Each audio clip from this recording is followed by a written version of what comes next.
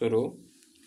अपीलार्थी किराएदार के विरुद्ध प्रत्युत्तरदाता मकान मालिक ने छत्तीसगढ़ किराया नियंत्रण अधिनियम 2011 की धारा 12 के अंतर्गत बेदखली आवेदन प्रस्तुत किया था, जिसे किराया नियंत्रण प्राधिकारी ने आदेश दिनांक 14/2/2015 के द्वारा अनुज्ञात किया।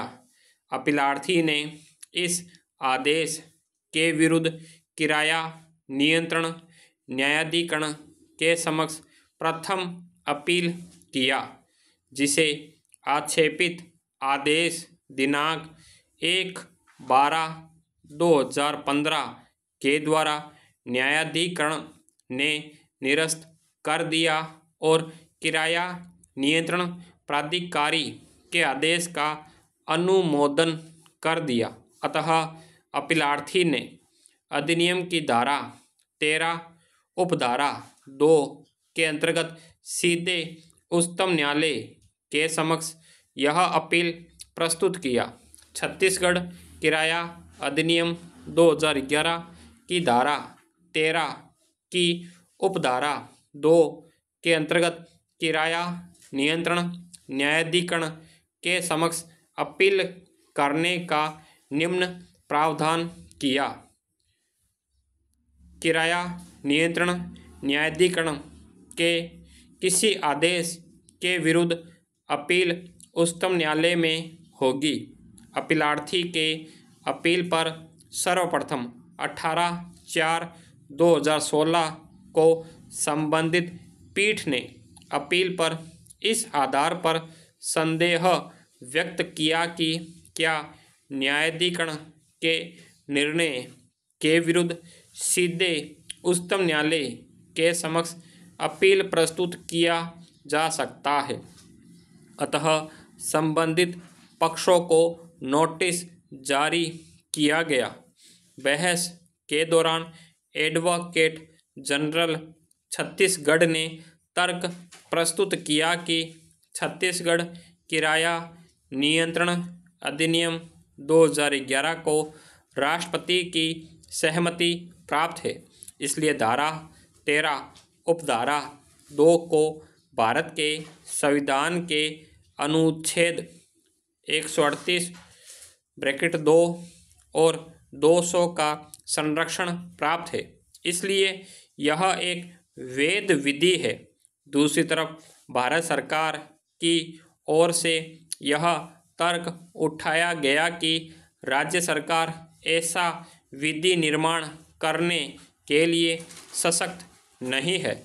अतः संबंधित पीठ ने आदेश दिनांक 9/4/2017 के द्वारा विधि प्रश्न विनिश्चित करने हेतु एक संविधान पीठ के गठन अनुच्छेद 145 के लिए मामले को मुख्य न्यायाधीश को निर्देशित किया।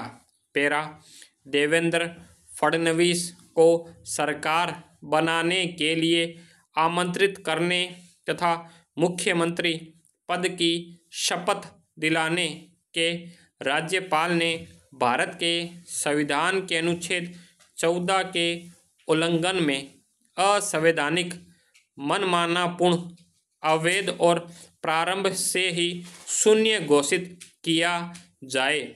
शिवसेना, कांग्रेस और एनसीपी के गठबंधन, जिस के पास 144 से भी अधिक विधायक है, को सरकार बनाने के लिए आमंत्रित करने हेतु राज्यपाल को समुचित रिट आदेश निर्देश जारी किए जाए।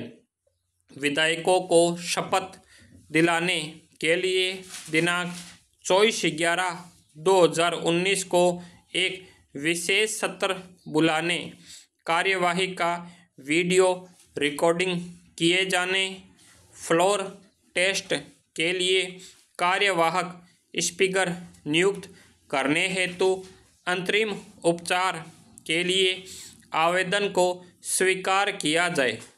पूर्ण पीठ ने अगली सुबह अर्थात 24/11/2019 अवकाश का दिन होने के बावजूद प्रातः 11:30 बजे याचिका को सुना और मामले को 25/11/2019 को सुनवाई के लिए प्रस्तुत करने के साथ आवश्यक दस्तावेजों की मांग करते हुए संबंधित पक्षों को नोटिस जारी किया।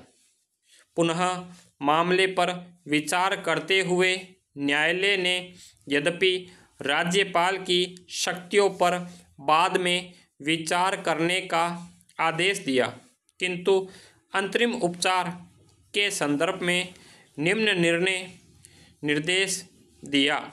निर्णय: यह मामला ऐसी स्थिति से संबंधित है जहां लोकतांत्रिक मूल्यों तथा नागरिकों के सुशासन के अधिकार को पोषित करने को सुगम बनाए जाने को कायम रखने और न्याय निर्णीत किए जाने की अपेक्षा की गई है। इस मामले के तथ्यों और परिस्थितियों में इस रिट याचिका की पोषणीयता और राज्यपाल के समाधान की वैधता और न्यायिक समीक्षा के विस्तार पर हम इस राय में है कि इन पर समुचित प्रक्रम पर विचार करेंगे, किंतु अंतरिम स्तर पर इस न्यायालय के लिए आज्ञापक है कि यह न्यायालय पक्षों के परस्पर प्रतिद्वंदी दावों पर विचार किए जाने हेतु उसे संज्ञान में ले और लोकतांत्रिक मूल्यों और संवैधानिक नैतिकता पोषित करने को कायम रखें।